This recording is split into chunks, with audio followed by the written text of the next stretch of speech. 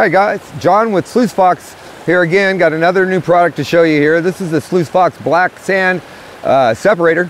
It is a basically a removable magnet. What I'm going to do is I'm going to show you how using this when you go panning.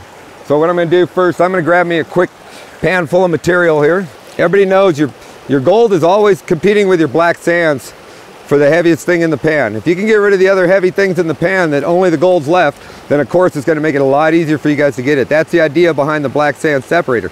Get that black sand out. If any of you have ever sat with a big pan full of black sand and tried to pan the gold out of it, you know how difficult that can be.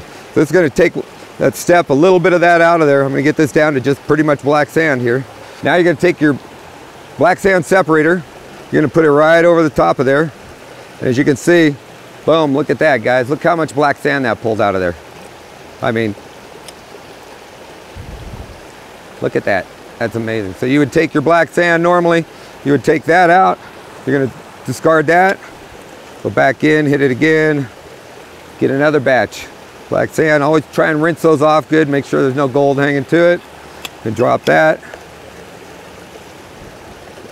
One more time, get the last of it, rinse it a little bit.